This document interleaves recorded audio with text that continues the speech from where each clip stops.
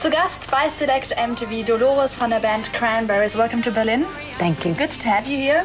Ihr kennt ja bestimmt schon das brandneue Album Bury the Hatchet. Darüber werden wir noch später sprechen. Sie bleibt eine Weile hier. Das ist auch die brandneue Single You and Me. First look, also beim ersten Blick, da ist sie blond. Was ist passiert? This is a blonde woman. Yes. What happened to you? I just kind of got tired of it, really. And I went to America, you know, and actually on tour. And when I left Ireland, I was quite unique because I had blonde hair. But then I went to Los Angeles and everybody, all the girl singers had blonde hair. So I thought, oh no. So I shaved it. I went into a Vidal Sassoon in Beverly Hills and I said to this guy, shave my head. And he was just like, no, I can't possibly shave your head. And I was like, shave it, shave it, shave it. So he just got the razor and there was all this blonde hair on the floor. And a lot of the women were horrified. Like, why are you shaving your lovely blonde hair? And it was like, change.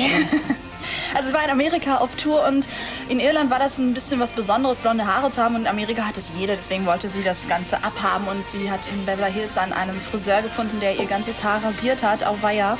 And now it's healthy. And how long took it to get it back? Oh, probably about 10 weeks, 12 weeks. It grows very fast, yeah. Oh, schnelles Haar muss sie haben. 10 Wochen und schon ist sie wieder fit. So you're from Ireland. Yeah. I've been to Dublin for the very first time last November to the MTV Europe Music Awards. Ich war letzten November in Dublin. Was für eine tolle Stadt.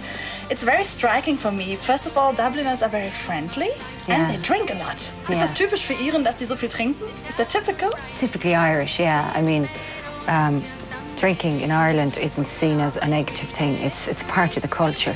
And generally, most kids have their first pint at about 15 or 16. You know, but it's kind of something as well that you have to be a little bit conscientious about because a lot of our most amazing poets and playwrights became alcoholics, like Brendan Behan had a drinking problem and even, you know, how wonderful Shane MacGowan is, but he tends to drink a lot. I mean, he's a great writer, but there's a lot of Irish poets, playwrights, musicians that tend to go drinking a lot because they start so young. Also sie fangen in Irland sehr früh an mit dem Trinken, meistens schon mit 15 oder 16. Das ist irgendwie Teil der Kultur, was ja eigentlich nicht in Ordnung ist. But the people were very friendly and this is also typical. Oh yeah, they're really, really friendly. I mean, it's just a really kind of down-to-earth culture. It's not really... There's nothing really superficial about Ireland. It's really, you know, warm and friendly. And very traditional. Let's talk about it later on. Yeah. Ich weiß, dass in Irland ganz viele Traditionen sind. In Deutschland gibt es ja auch viele, so wie Karneval. Aber wir schauen uns jetzt mal einen alten Song an. Let's go way back in time with the Zombie. Yeah. Just tell me one sentence about this song. I don't know. It's probably our most popular song because it was a number one hit in 26 countries, and it's a great song. I love singing it, but you know, we've lots of other nice songs too. Okay, ein Satz zu dem Song Zombie. In 26 Ländern war es sehr erfolgreich. Es war der erste große Hit, aber sie mag auch noch ein paar andere Songs. Deswegen bleibt sie auch noch eine Runde da. Bis gleich. Jetzt gibt's Zombie für euch. Welcome back. Hier ist Select MTV mit Dolores von den Cranberries zu Gast. Now a video for you, just for you. Yeah, I'd like to see the Metallica No Leaf Clover video. I haven't seen it, but. Dolores bei Select MTV, das ist die Frontsängerin, die charismatische von den Cranberries. Das neue Album steht am Start, Bury the Hatchet, dazu auch You and Me, die Single, die schauen wir uns gleich noch an. Welcome back to my show. Thanks. I know that you're a mother. Yes. Sie ist eine Mutter, sie hat einen 2-jährigen Sohn, der heißt Taylor. Jetzt möchte ich mal ein paar Einzelheiten hören. What's it like to be a mother? Because you're a rock singer. I mean, can you combine this, to be a rock singer and a mother? I'm doing it, man. I'm in the process. How is it? It's good. It's very good. I love it. I mean, I think no matter what you do, I think most women have that natural instinct to love their own child, you know, your own, you know, creation or whatever. I mean, it's pretty amazing. I mean, it's the most phenomenal love that that a woman could ever possibly feel. I mean, you feel love for boyfriends and men and lovers and husbands, but it's a really different love. It's an uncontrollable, unconditional love, and it's a kind of a, you know, a protective love. You feel for the first time in your life, you're not number one. The baby's number one, you're number 2.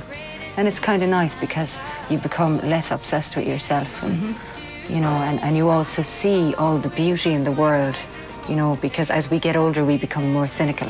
sometimes when you have a child, they open your eyes to all the pure, beautiful, nice things. You know? Oh, das sind wirklich sehr schöne Worte. Ich hoffe, ihr habt einiges davon verstanden. Auf jeden Fall ist man nicht mehr so egoistisch, wenn man ein Kind bekommt. Man sieht das Leben mit ganz anderen Augen, vielleicht aus der naiven Perspektive. Und sie versuchte schon ganz gut, das zu kombinieren, Rockstar zu sein und eine Mutter.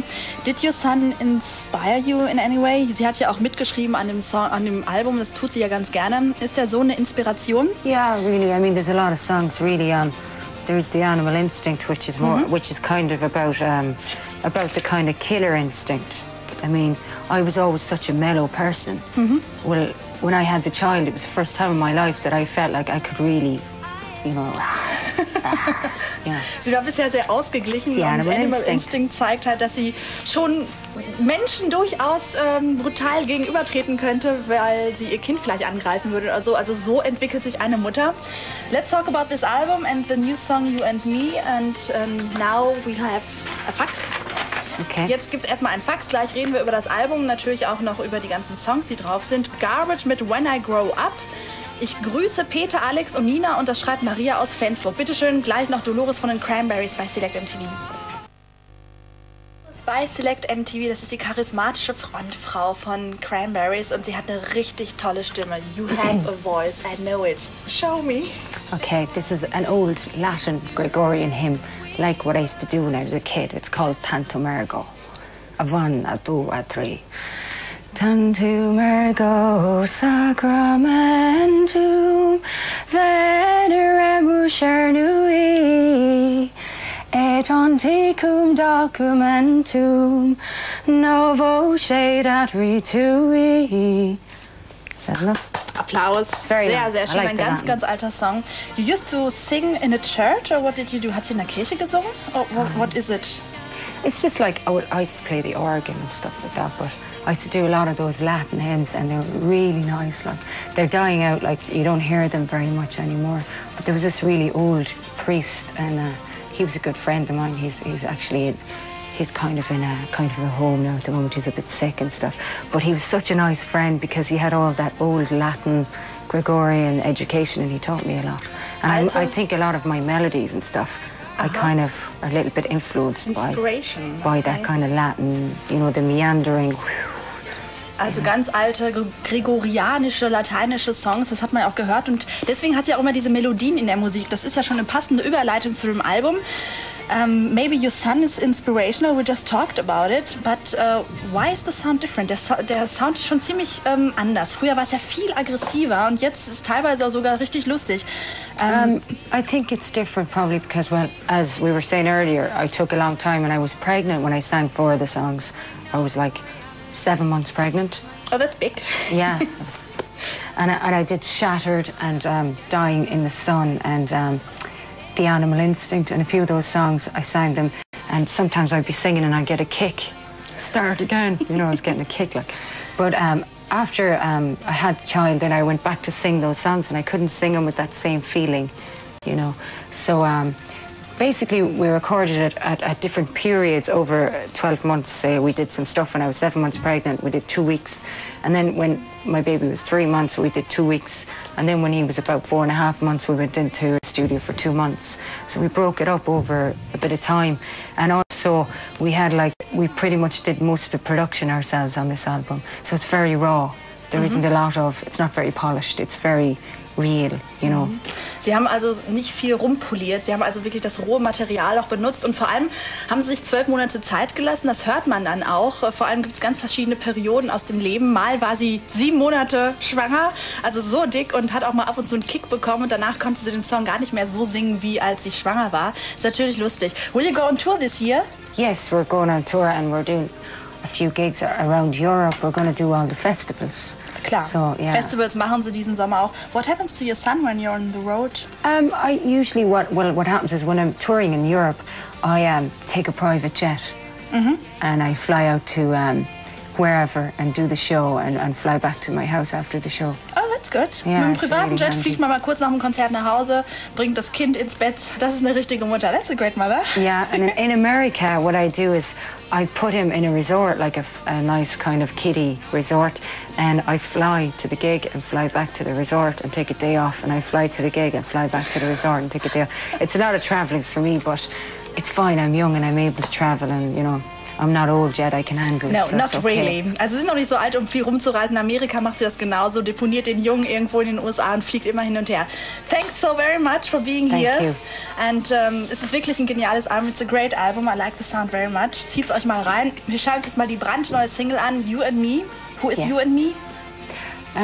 For me, it's really about my little boy. But for many people, it can be many things. That's the wonder of music. Also für Dolores ist es natürlich ihr Sohn und sie, und für euch, was immer auch wollt. Thank you very much. Thank you. Thanks.